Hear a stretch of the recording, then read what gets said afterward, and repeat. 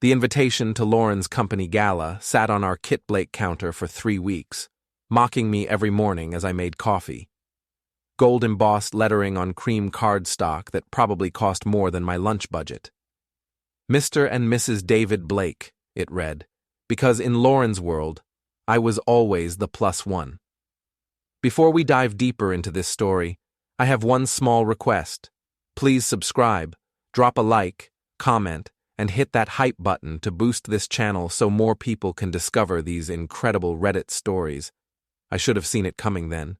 Should have noticed how she'd started calling me her work husband, ironically, air quotes and all, whenever she mentioned me to colleagues. How she'd begun wearing perfume to the office, expensive stuff that made our bedroom smell like a department store. How her phone buzzed with messages at midnight, messages she'd glance at and delete without explanation. But I was busy being the supportive spouse, the guy who picked up dry cleaning and remembered anniversaries while she climbed the corporate ladder at Halloran and Associates, the most prestigious law firm in Cincinnati. Lauren was a force of nature there, brilliant, ruthless, and absolutely magnetic when she wanted something, which, as it turned out, included things that weren't me. "You're wearing the navy suit," she announced that Friday morning, not asked. Lauren stood in our walk-in closet, already dressed in a black cocktail dress that hugged every curve. Her auburn hair was swept up in some complicated style that probably took an hour. She looked stunning, like she always did for these events. "The navy suit makes me look like a funeral director," I said, adjusting my tie in the mirror. "What about the charcoal?" "The navy suit, David. It photographs better." She was applying lipstick with the precision of a surgeon. "And remember, when people ask what you do, say, consulting. Don't mention the garage." I owned 3 auto repair shops in the greater Cincinnati area. Good, honest work that paid well and kept me busy. But Lauren had developed an allergy to anything that reminded people she'd married a mechanic, even a successful one. "Right. Consulting." I straightened my shoulders and practiced my fake smile in the mirror. "Anything else I should know about tonight? Any landmines to avoid?" Lauren paused, lipstick halfway to her mouth. For just a second, something flickered across her face. Guilt, maybe, or fear. But it was gone so fast I might have imagined it. "Just be yourself," she said, which we both knew was the last thing she wanted. The Omni Hotel's ballroom was exactly what you'd expect from Cincinnati's legal elite. Crystal chandeliers, marble floors, and enough expensive suits to fund a small country. Lauren transformed the moment we walked in, switching on that megawatt smile and working the room like a politician. She introduced me to partners and associates, her hand possessively on my arm, playing the role of devoted wife with Academy Award precision. "David, this is Julian Morrison, our new senior associate," she said, guiding me toward a tall man with perfectly styled blonde hair and a smile that belonged on a toothpaste commercial. "Julian, my husband David. He's in consulting." Julian's handshake was firm, his eye contact steady, but something about him set my teeth on edge. Maybe it was how his gaze lingered on Lauren, or how she seemed to glow brighter when he was around. "Pleasure to meet you, David. Lauren talks about you all the time." His voice was smooth, practiced. "What kind of consulting?" "Business optimization," I said, using Lauren's approved euphemism. "Efficiency improvements, that sort of thing." "Fascinating." Julian's smile never wavered, but his eyes had already moved past me, scanning the room for more important conversations. "Well, I should let you two enjoy the evening. Lauren, don't forget about the Morrison deposition Monday morning. We should probably review the strategy this weekend." "Of course," Lauren said, her voice slightly breathless. "I'll call you tomorrow." As Julian melted back into the crowd, I caught something in Lauren's expression. The same look she used to give me when we were dating, when I'd surprise her with flowers or plan an elaborate date. When had she stopped looking at me like that? The evening dragged on with the usual corporate theater. Speeches about quarterly growth and strategic initiatives, awards for billable hours and client retention, I nursed a scotch and made small talk with other trailing spouses, all of us united in our shared irrelevance. Then came the toasts. Lauren's boss, Charles Halloran, took the stage with the confidence of a man who'd never doubted his place in the world. He was in his 60s, silver-haired and distinguished, with the kind of presence that commanded attention without effort. "Ladies and gentlemen," Halloran began, his voice carrying easily across the ballroom, "tonight we celebrate not just another successful year, but the exceptional people who make our firm what it is." Polite applause rippled through the crowd. I found myself scanning the room, noting how many people were checking their phones, how many conversations continued in whispered undertones. Corporate events were the same everywhere, performance art disguised as celebration. "I want to take a moment to recognize some of our rising stars," Halloran continued. "People who embody the dedication and excellence that define Halloran and Associates." Lauren straightened beside me, and I could feel her anticipation like electricity. This was what she'd been working toward: public recognition, validation from the man whose approval meant everything in her world. Lauren Blake has been with us for 3 years now, and in that time she's shown remarkable initiative. Something in Halloran's tone made me look up from my drink. There was an edge there, a subtle shift that sent warning bells ringing in my head. Lauren believes in going above and beyond for her clients, in building intimate relationships that foster trust and loyalty. The pause before intimate was deliberate, loaded with meaning that made my stomach clench. Lauren's hand found my arm, her grip tight enough to leave marks. Around us, the crowd had gone quiet, sensing something beneath Halloran's words. "In fact," Halloran continued, reaching into his jacket pocket, "Lauren's dedication to client relations has been so thorough, so comprehensive, that I thought everyone should see just how far she's willing to go for the firm." He pulled out a manila folder, thick with papers and photographs. My blood turned to ice as he opened it, revealing what looked like printed emails and text messages. These communications between Lauren and our client, Julian Morrison, really showcase the personal touch she brings to her work. Halloran's smile was sharp enough to cut glass. Particularly this exchange from last Tuesday, where she discusses meeting him at the Marriott downtown to review depositions at 2 p.m. The ballroom had gone silent. I could hear my own heartbeat, loud as thunder in my ears. Lauren's grip on my arm was painful now, her nails digging through my suit jacket. Or this delightful message from Julian, thanking her for the most thorough briefing he'd ever received, and how he couldn't wait for their next private session. Lauren made a small sound, somewhere between a gasp and a whimper. When I looked at her, her face was white as paper, her carefully applied makeup suddenly looking garish under the ballroom lights. "Now, I'm all for employee initiative," Halloran continued, his voice carrying to every corner of the room. "But when that initiative involves billing the firm for hotel rooms used for personal consultations, well, that's where I have to draw the line." The folder hit the podium with a sharp crack that made half the room flinch. Security guards appeared as if from nowhere, moving toward our table with purposeful strides. "Lauren Blake, you're terminated. Effective immediately. Security will escort you out." Halloran's voice was flat now, businesslike. "Julian Morrison has already been notified of his termination as well." The guards reached our table.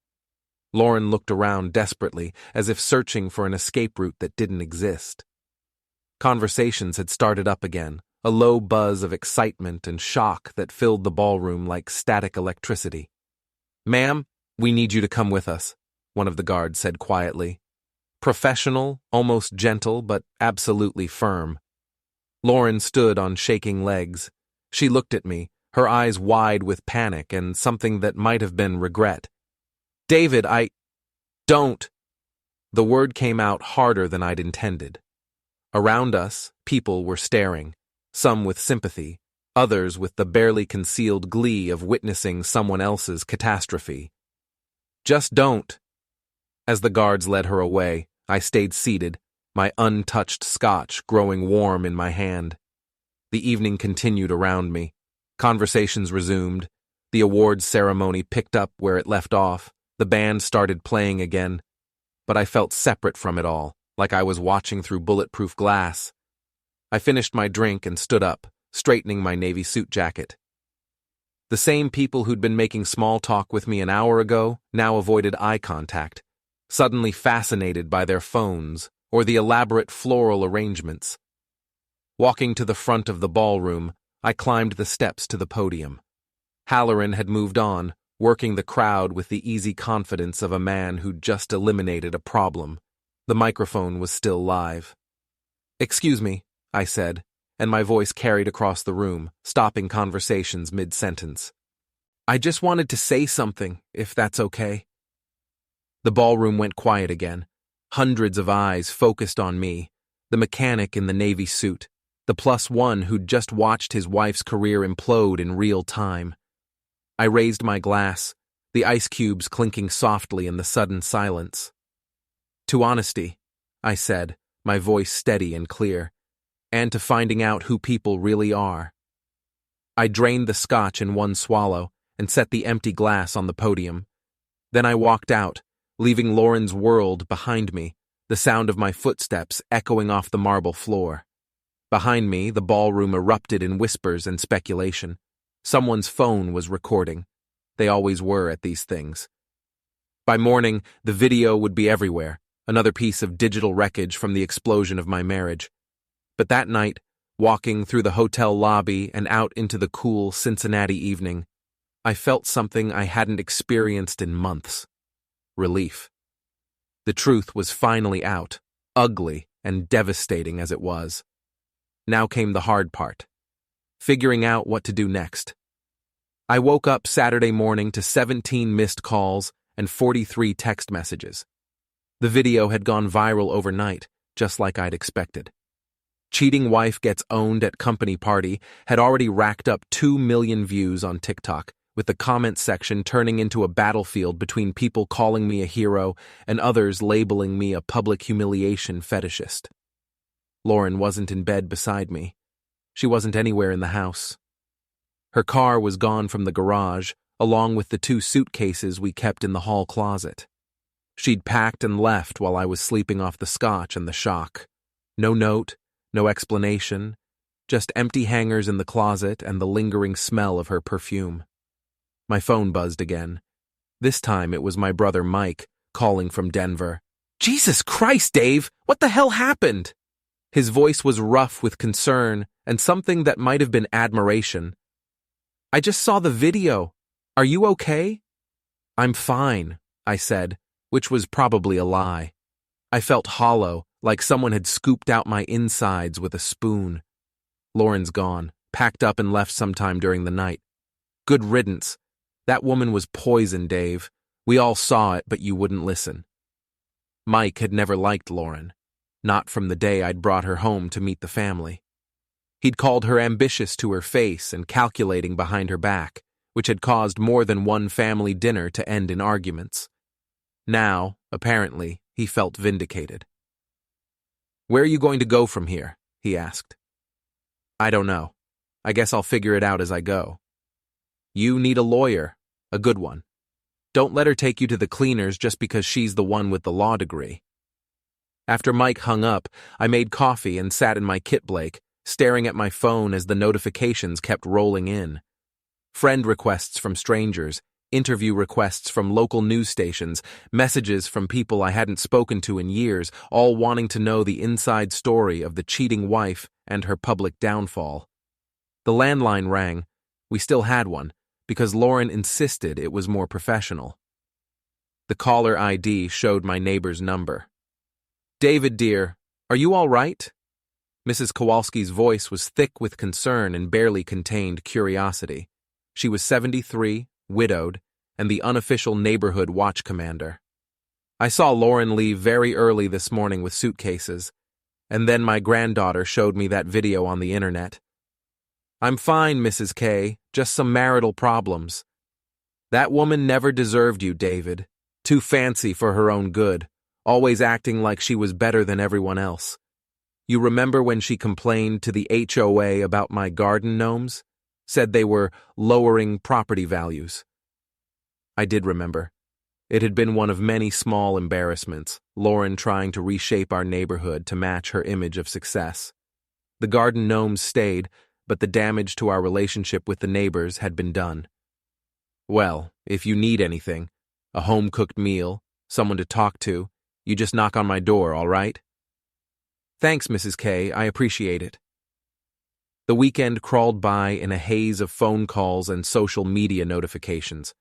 I turned off my phone Saturday afternoon and spent the day in my garage, working on a 1967 Mustang I'd been restoring. The familiar rhythm of mechanical work helped quiet the chaos in my head. Diagnose the problem, find the right tools, fix what's broken. If only marriages were as straightforward as carburetors. Sunday morning, I drove to Murphy's Gym on the east side of town. It was a no-frills boxing club in a converted warehouse, the kind of place where serious fighters trained and weekend warriors came to pretend they were tough. I'd been going there for 5 years, ever since Lauren had made it clear that my home gym was too blue-collar for her taste. Red Murphy was behind the counter when I walked in, his weathered face creased with concern. He was 68, a former Golden Gloves champion who'd opened the gym after his fighting days ended. He'd become something like a father figure to me, one of the few people who knew me as David the boxer, not David the mechanic or David the lawyer's husband. Saw the video, he said without preamble. Hell of a thing. Yeah, hell of a thing. You want to talk about it, or you want to hit something? I looked around the gym, heavy bags hanging from the ceiling, speed bags rattling under the fists of early morning warriors, the boxing ring where dreams went to die or be reborn. Hit something, I said. Red nodded and tossed me a pair of hand wraps. Rings open. Work out whatever you need to work out. I spent 2 hours pounding the heavy bag, each punch carrying months of frustration and humiliation. The sting in my knuckles felt good, honest in a way nothing else had lately. Sweat burned my eyes and soaked through my shirt, washing away the lingering smell of Lauren's perfume and the memory of pitying looks from the gala. Feel better? Red asked when I finally stopped, breathing hard and dripping sweat onto the gym's scarred wooden floor. Getting there. Good, because you're going to need your strength for what comes next. He was right. Monday morning brought a call from Lauren's lawyer, not Lauren herself, but a shark in a $1,000 suit who specialized in high-net-worth divorces. The conversation was brief and professional, outlining Lauren's demands, half of everything, including the auto shops, plus alimony based on her accustomed lifestyle. My client is prepared to be reasonable, the lawyer said, his voice smooth as oil, provided we can resolve this matter quickly and quietly. Quietly? I almost laughed. That ship sailed Friday night, counselor. Your client made sure of that when she decided to conduct business in hotel rooms on company time.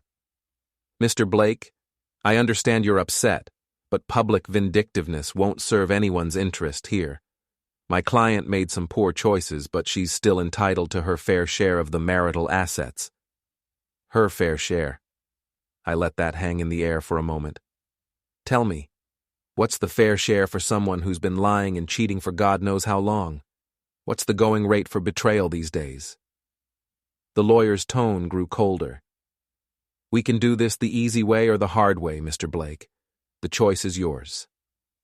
After I hung up, I sat in my office at the main shop, surrounded by invoices and work orders, trying to process the fact that my life had become a negotiation. Everything Lauren and I had built together, the house, the businesses, the shared dreams and plans, had been reduced to line items in a legal document. My phone buzzed with a text from an unknown number. Dave, it's Julian. We need to talk. Meet me at Flanagan's tonight at 8. Come alone. I stared at the message for a long time, anger building in my chest like steam in a boiler. Julian Morrison, the golden boy with the perfect smile and the flexible ethics, wanted to talk. The man who'd been screwing my wife while billing his time to the firm wanted to have a conversation. I texted back, "See you there." Flanagan's was a dive bar on the west side, the kind of place where blue-collar workers went to forget their troubles and white-collar criminals went to avoid being seen. It was neutral ground, far from the upscale establishments where Lauren's crowd usually gathered. Julian was already there when I arrived, sitting in a corner booth with a beer he'd barely touched. He'd traded his expensive suits for jeans and a polo shirt, but he still looked like what he was, a privileged kid playing at being common. "Thanks for coming," he said, as I slid into the booth across from him. "This should be interesting. What do you want, Julian?" He took a sip of his beer, gathering his thoughts or his courage. "I want to apologize. What happened between Lauren and me, it wasn't supposed to go this far." "Wasn't supposed to go this far?" I kept my voice level, but my hands were clenched into fists under the table. How far was it supposed to go? Just a little light adultery? Some harmless hotel room meetings? It started innocently enough. We were working late on a case, grabbing drinks afterward to decompress. She was unhappy, Dave. She felt trapped, like she was living someone else's life. "So you decided to help her find herself? How noble of you." Julian flinched at the sarcasm. "I know how it looks. I know I screwed up. But Lauren's not the villain here. She's just a woman who made some bad choices because she felt cornered." Cornered. I leaned back in the booth, studying Julian's face in the dim bar light. He was younger than me, maybe 32 to my 38, with the kind of confidence that came from never having to fight for anything. "Let me ask you something, Julian. Did she ever mention feeling cornered when you were sleeping with her in those hotel rooms? Did she seem trapped when she was lying to my face every night?" "Dave, no, you don't get to Dave me. You don't get to sit there and make excuses for what you both did." I leaned forward, my voice dropping to barely above a whisper. "You want to know what cornered looks like? Cornered is finding out your wife has been cheating on you in front of 300 people. Cornered is having lawyers call you about dividing up your life like it's a garage sale." Julian's face had gone pale. "I just thought, maybe we could work something out. Lauren's going through a rough time, and the publicity from that video isn't helping. If you could maybe ask people to stop sharing it, or make a statement that you've both moved on." I stared at him for a long moment, wondering if he was really that naive, or just that arrogant. "You want me to help clean up the mess you two made. I want us all to move forward with some dignity intact." Dignity. I stood up, tossing a 20 on the table for my untouched beer. "You know what, Julian? You're right. This conversation is about dignity, and the dignified thing for me to do is walk away before I do something we'll both regret." "Dave, wait!" But I was already walking toward the door, leaving Julian and his appeals for mercy behind. Outside, the October air was crisp and clean, washing away the smell of stale beer and broken promises. As I drove home through the quiet streets of my neighborhood, I realized something had changed during that conversation. The hurt was still there, sharp and persistent, but it was being joined by something else, a cold, calculating anger that felt almost like clarity. Lauren and Julian wanted to move forward with dignity and tact. They wanted the video to disappear, wanted the scandal to fade, wanted to rebuild their lives without the inconvenient reminder of what they'd done. But I was just getting started. The private investigator's office was exactly what you'd expect from someone who specialized in catching cheaters and deadbeat dads, cramped, cluttered, and smelling faintly of cigarettes and disappointment. Frank Delacroix was a former Cincinnati PD detective who'd gone private after a corruption scandal ended his career on the force. He was the kind of man who knew where the bodies were buried, sometimes literally. "Divorce case?" Frank asked, studying the photos and documents I'd spread across his desk. The evidence from Halloran's presentation was just the tip of the iceberg. Lauren and Julian had been sloppy, leaving a trail of credit card receipts, hotel records, and digital breadcrumbs that painted a clear picture of their affair. "Among other things," I said, "I want to know everything. How long it's been going on, who else knew about it, whether there were others before Julian." Frank leaned back in his chair, which creaked ominously under his weight. He was in his 50s, gray-haired and thick around the middle, with the weary eyes of a man who'd seen too much human weakness. "This kind of investigation can get expensive," he warned, "and sometimes you find out things you wish you hadn't. You sure you want to go down this road?" "I'm sure." "All right, give me a week." While Frank did his digging, I focused on protecting my assets. Lauren's lawyer had been calling daily, each conversation more threatening than the last. They wanted a quick settlement, a clean division of property that would let everyone move on with minimal fuss. But I wasn't in a moving-on mood. I met with my own attorney, Sarah Martinez, a tough-as-nails divorce specialist who'd built her reputation destroying unfaithful spouses in court. Her office was in a gleaming downtown tower, all glass and steel and expensive furniture that screamed success. "The good news is Ohio is a no-fault divorce state, so adultery won't directly affect property division," Sarah explained, reviewing the financial documents I'd brought. "The bad news is, your wife has a legitimate claim to half of everything you built during the marriage, including the auto shops." "Even though she never worked there? Never contributed anything to the business?" "Marriage is a partnership in the eyes of the law. Her income allowed you to reinvest profits instead of drawing them out for living expenses. That's considered a contribution." I'd expected as much, but hearing it confirmed still stung. "What about the house?" "Jointly owned, so that gets split too. But here's where things get interesting. If we can prove she used marital funds for the affair, hotel rooms and gifts and such, we might be able to argue for reimbursement." "How much are we talking about?" Sarah smiled, and it wasn't a pleasant expression. "Depends on how thorough your PI is and how vindictive you want to get." Frank called me Friday afternoon with results that exceeded my darkest expectations. We met at a diner near the river, far from anywhere Lauren or her friends might see us. "Your wife's been busy," Frank said, sliding a thick manila folder across the table. "The affair with Julian Morrison started 8 months ago, but he wasn't the first. There was a client named Peterson last year, 3-month relationship that ended when his wife found out. Before that, a paralegal at her old firm." I flipped through the folder, my stomach churning as I saw hotel receipts, restaurant bills, even jewelry store purchases, all funded with our joint credit cards. Lauren had been financing her affairs with my money, treating adultery like a business expense. "Gets worse," Frank continued. "Your wife and Morrison weren't just screwing around. They were planning to leave their respective spouses and start their own firm. Had business plans, lease agreements, the whole 9 yards. They were going to use your divorce settlement as startup capital." "Bastard. There's more. Morrison's been embezzling from Halloran and Associates for over a year. Small amounts, but consistent. Your wife knew about it. There are emails discussing how to cover it up." I closed the folder, my hands shaking with rage. "How much?" "About 40,000, spread across dozens of transactions. Halloran probably doesn't even know yet. Morrison was smart about it, hiding it in billing irregularities and expense padding." The pieces were falling into place. Lauren and Julian hadn't just been having an affair.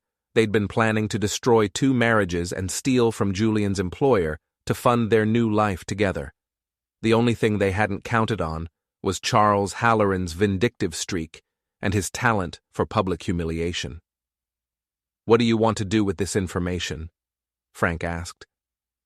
I thought about Julian's plea for dignity at Flanagan's, about Lauren's lawyer demanding half of everything I'd worked for, about the years of condescension and small humiliations I'd endured while she climbed her ladder of success.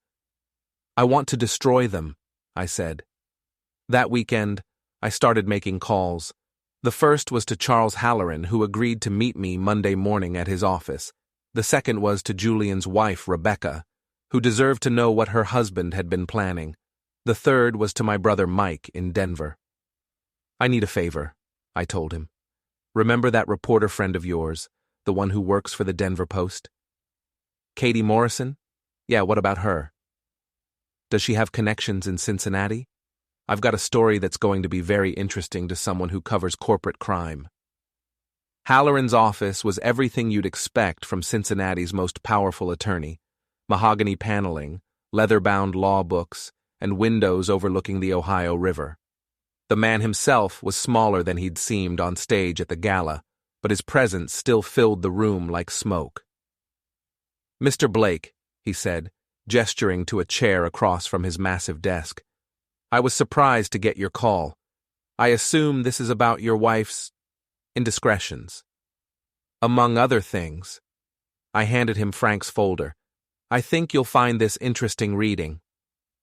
Halloran's expression didn't change as he reviewed the evidence of Julian's embezzlement, but his knuckles went white where he gripped the papers. When he finished, he set the folder down and fixed me with a stare that could have melted steel. "How long have you known about this?" "I just found out.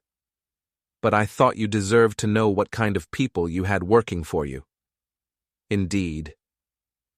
Halloran leaned back in his chair, steepling his fingers. "And what do you want in return for this information?" "Nothing from you. But I want Julian Morrison to face consequences for what he's done. Real consequences, not just a quiet termination and a good reference." "That can be arranged. Embezzlement is a felony in Ohio.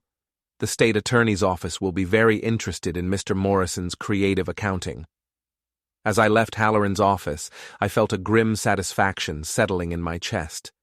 Julian had wanted to move forward with dignity intact, but dignity was a luxury he could no longer afford. The story broke Wednesday morning, courtesy of Katie Morrison's contact at the Cincinnati Enquirer. Former law firm associate charged with embezzlement ran above the fold, complete with Julian's corporate headshot and details about his affair with a married colleague. By noon, it was trending on social media, with the gala video resurging as people connected the dots. My phone rang constantly, reporters wanting quotes, lawyers offering services, even a few producers from daytime TV shows looking to book me as a guest. I ignored them all, focusing instead on the final phase of my plan. Thursday evening, I drove to the Marriott downtown, the same hotel where Lauren and Julian had conducted their business meetings. The bar was crowded with the usual mix of business travelers and locals, the kind of place where secrets were shared over expensive cocktails. Lauren was waiting in a corner booth, looking smaller somehow than she had at the gala. The past week had aged her. There were lines around her eyes that hadn't been there before, and her usually perfect hair was pulled back in a simple ponytail. She looked up as I approached, her expression a mixture of hope and fear. "Thank you for coming," she said, as I sat down across from her.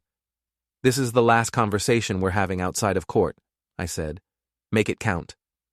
"Dave, please. I know you're angry, and you have every right to be. But what you're doing to Julian, the embezzlement charges, the media attention, it's destroying his life." "His life?"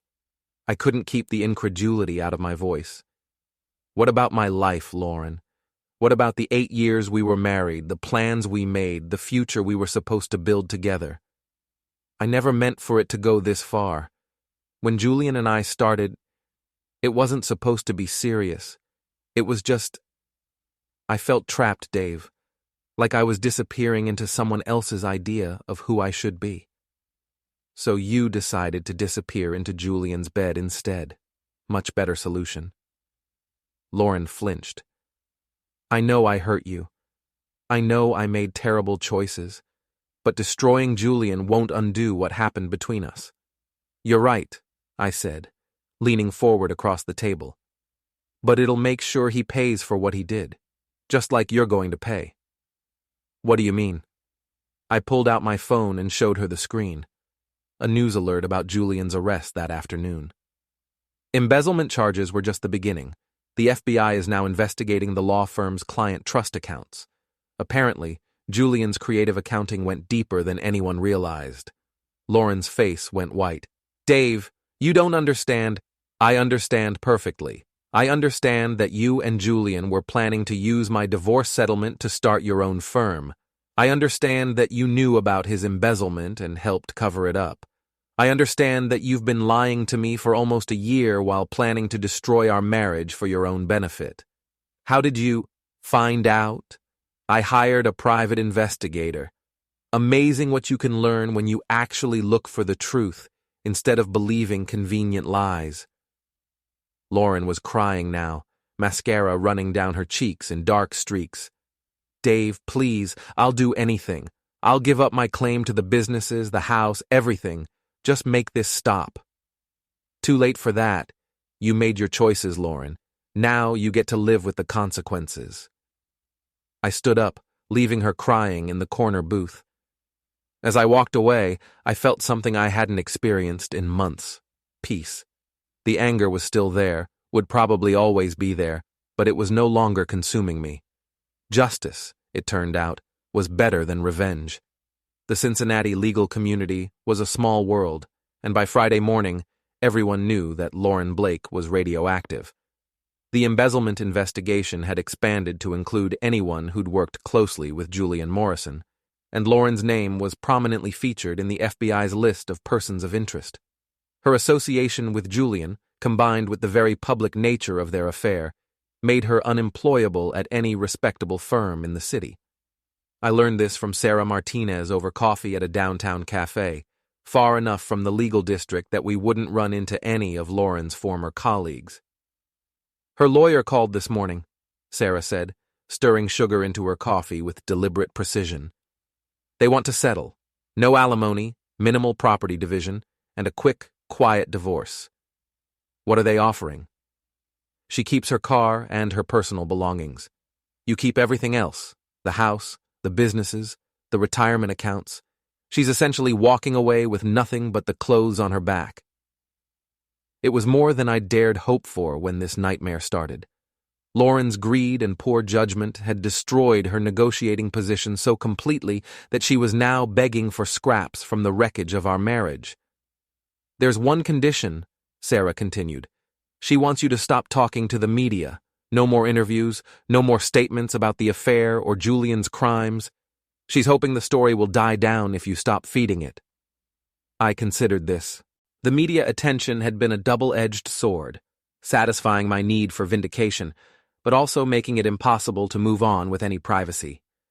Maybe it was time to let Lauren and Julian fade into the obscurity they deserved. Tell her lawyer we have a deal, I said. Just like that? Dave, you could probably get more if we push harder. She's desperate. I don't want more. I want this to be over.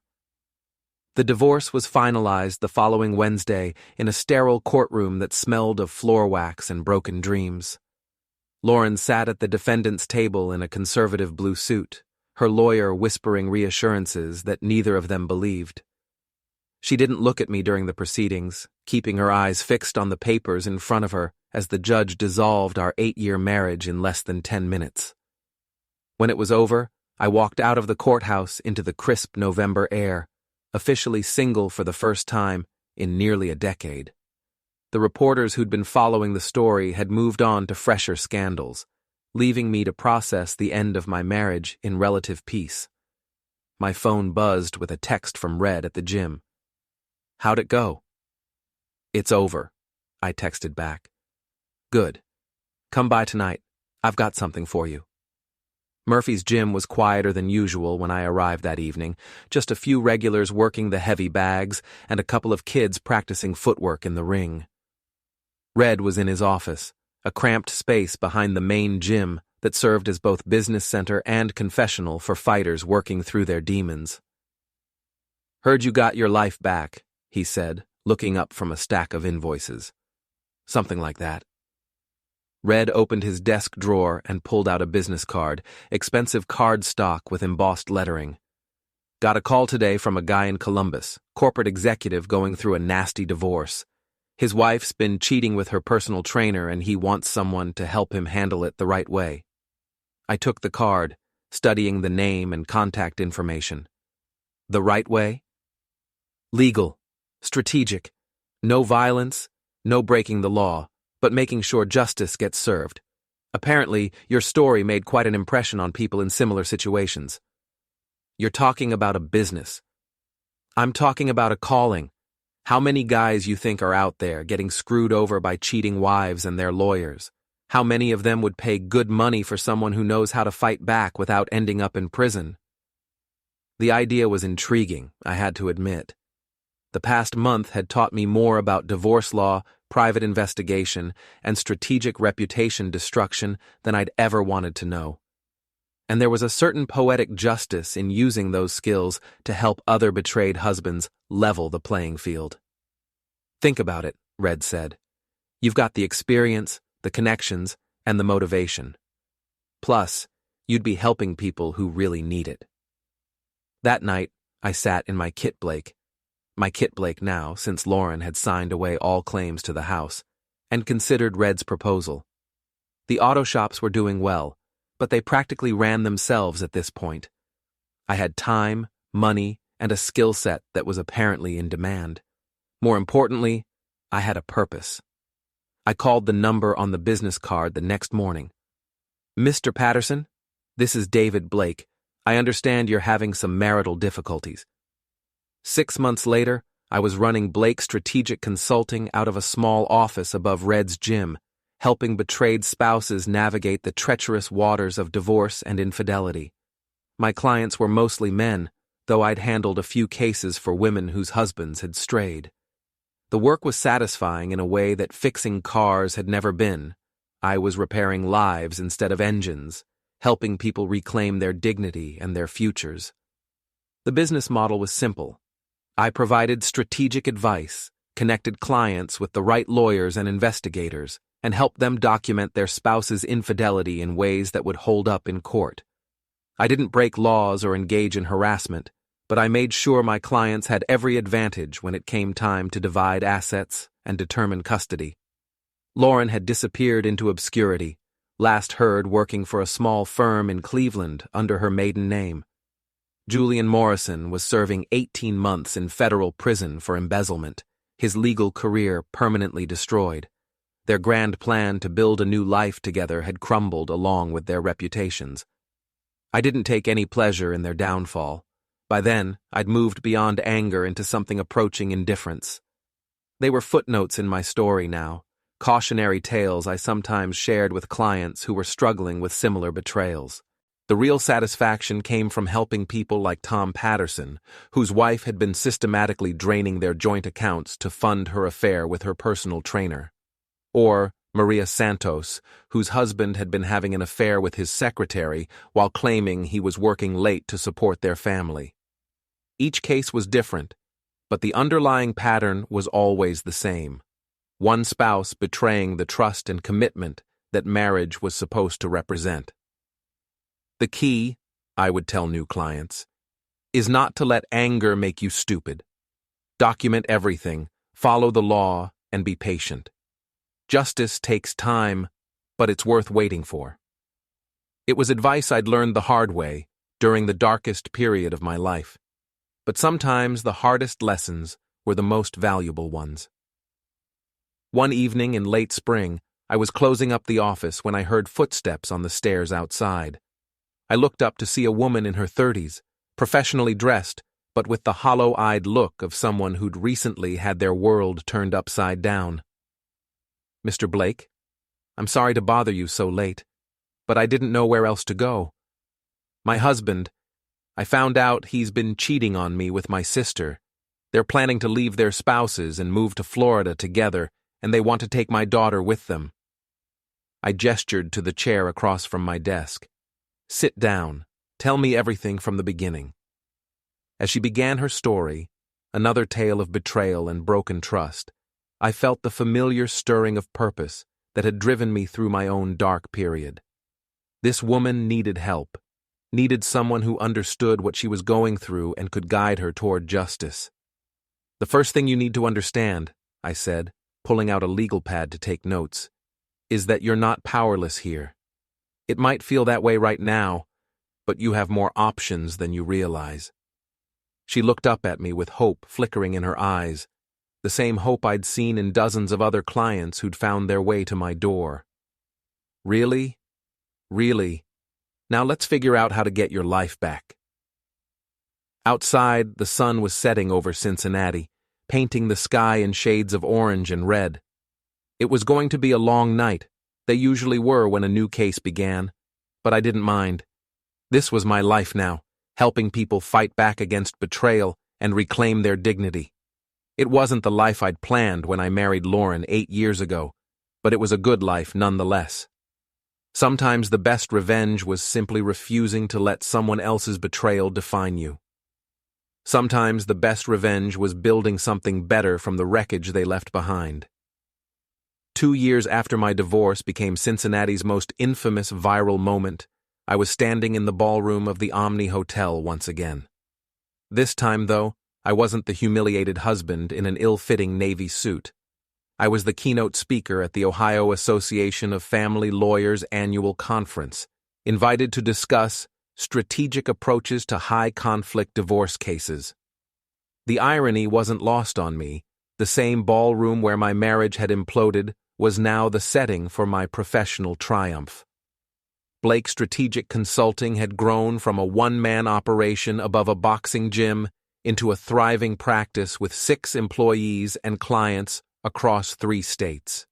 I'd written a book about strategic divorce planning that had become required reading in law schools, and my methods were being taught in continuing education courses for attorneys and private investigators. But tonight wasn't about business success or professional recognition. Tonight was about closure. Ladies and gentlemen, I began, looking out at an audience of divorce lawyers, mediators, and family court judges. 2 years ago, I stood in this very room and watched my marriage end in the most public way possible. Tonight, I want to talk about what I learned from that experience, and how it changed not just my life, but my understanding of what justice really means. The audience was riveted. Everyone in the legal community knew my story, but few had heard me tell it from my own perspective.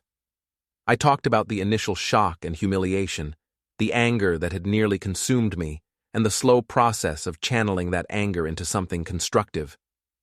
The temptation, when someone betrays you, is to respond with equal betrayal, to hurt them as badly as they hurt you.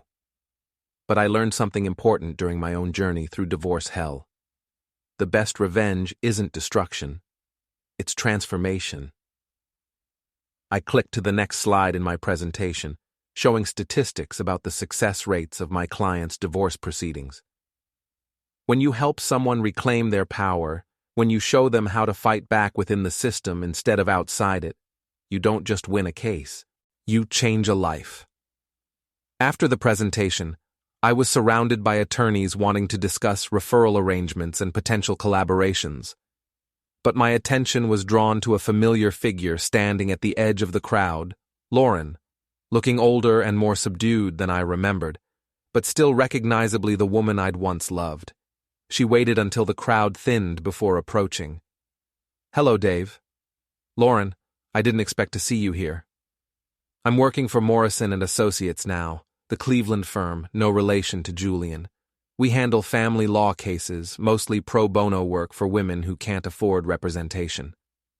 It was a far cry from the high-stakes corporate law she'd practiced at Halloran and Associates, but there was something different about her, a humility that hadn't been there before. "That's good work," I said, and meant it. "I wanted to apologize," she said, her voice barely audible above the ambient noise of the reception. "Not just for the affair, but for everything. The way I treated you, the way I made you feel small and insignificant. You deserved better than that." I studied her face, looking for signs of manipulation or calculated remorse. But all I saw was genuine regret and the kind of weariness that came from hard-earned wisdom. "Thank you for saying that. It means more than you know." "I've been following your work," she continued. "What you've built, the people you've helped. It's impressive. You found a way to turn something terrible into something meaningful. We all find our own ways to heal." Lauren nodded, tears gathering in her eyes. I lost everything, Dave. My career, my reputation, my friends. For a long time, I was angry about that. Angry at you, at Halloran, at the whole situation. But eventually, I realized that I needed to lose those things. They were built on lies and compromises that were eating me alive. And now? Now I'm trying to build something real. It's harder than I expected, starting over at 42. But it's honest work, helping people who really need it instead of just chasing billable hours and partnership tracks. We stood in comfortable silence for a moment. Two people who'd once shared a life and were now virtual strangers. The anger I'd carried for so long was gone, replaced by something approaching sympathy. I should go, Lauren said finally. I just wanted you to know that I'm sorry, and that I'm glad you found a way to be happy. Lauren, I called as she turned to leave. She looked back, hope flickering in her eyes. Take care of yourself. She smiled, a real smile, not the calculated expression she'd perfected for corporate events. You too, Dave. As I watched her walk away, I felt the last piece of my anger dissolve. The woman who'd betrayed me was gone, replaced by someone who'd learned from her mistakes and was trying to build something better. It didn't excuse what she'd done, but it made forgiveness possible. Later that evening, I found myself back at Murphy's gym, working the heavy bag in the quiet solitude of the late-night hours. Red was long gone, but he'd given me keys years ago, trusting me to lock up when I was done. The rhythm of the workout was meditative. Jab, cross, hook, breathe. Each punch carried away a little more of the past, making room for whatever came next. At 40, I was in the best shape of my life, professionally successful, and genuinely happy for the first time in years. My phone buzzed with a text from Sarah Martinez. Great speech tonight. Drinks tomorrow to celebrate? Sarah and I had been dating for 6 months now, taking things slowly while we both navigated the complexities of building a relationship in the aftermath of traumatic divorces. She understood the work I did because she lived it every day, fighting for clients who'd been betrayed and abandoned by the people they'd trusted most. Absolutely, I texted back. I have something to celebrate. The next morning, I drove to the cemetery where my parents were buried, something I did whenever I needed to put things in perspective. Their graves were side by side under an old oak tree, marked with simple headstones that bore their names and the dates of lives well lived. Hey, Mom. Hey, Dad, I said, settling onto the bench I'd had installed nearby. I wanted to tell you about something that happened last night. I told them about seeing Lauren, about her apology and the changes she'd made in her life. I told them about the success of the business and my relationship with Sarah. Most importantly, I told them that I'd finally learned to let go of the anger that had been eating me alive. I know you always taught me to forgive people who wronged me, I said, watching a squirrel gather acorns near their graves. It just took me a while to figure out how to do it without making myself a victim again. The October wind rustled through the oak leaves, and for a moment, I could almost hear my mother's voice telling me she was proud of the man I'd become. That afternoon, I was in my office reviewing case files when my assistant knocked on the door. Mr. Blake, there's someone here to see you. Says it's urgent. The man who entered my office was in his 50s, well-dressed, but with the haunted look I'd learned to recognize in potential clients. His name was Robert Kellerman, and his story was depressingly familiar. A wife who'd been having an affair with her boss, joint assets being mysteriously depleted, and a custody battle brewing over their teenage daughter. I don't know what to do, he said, his voice breaking. She's got lawyers, money, connections. I'm just a high school teacher. How am I supposed to fight someone like that? I leaned back in my chair, studying his face. 2 years ago, I would have seen my own reflection in his desperation. Now I saw an opportunity to help someone reclaim their power. Mr. Kellerman, I said, pulling out a legal pad, let me tell you something important. Being outgunned doesn't mean you're outmatched. It just means you have to be smarter than they are. You really think you can help me? I smiled, remembering Red's words from all those months ago about having a calling. I know I can. But first, you need to understand something. This isn't about revenge. It's about justice. And justice requires patience, strategy, and the courage to do what's right, even when it's difficult. I can do that. Good. Now, let's figure out how to get your life back. As Robert began telling his story, I felt the familiar stirring of purpose that had sustained me through my darkest days. Outside my window, Cincinnati was bustling with afternoon traffic, people going about their lives, most of them unaware of the quiet battles being fought in offices and courtrooms across the city. But I was aware. I was part of those battles now, helping people fight back against betrayal and reclaim their dignity. It wasn't the life I'd planned when I was young and optimistic about love and marriage, but it was a good life nonetheless. Sometimes the best revenge was refusing to let someone else's betrayal define you. Sometimes the best revenge was helping others do the same. And sometimes the best revenge was simply living well, building something meaningful from the wreckage, and learning to forgive without forgetting the lessons that pain had taught you. I raised an imaginary glass to the past, to the naive man I'd been, to the marriage that had failed, to the betrayal that had nearly destroyed me. To honesty, I said quietly, echoing the toast that had started my journey toward redemption, and to finding out who we really are. Then I turned my attention back to Robert Kellerman and the work of helping him reclaim his life, one strategic move at a time.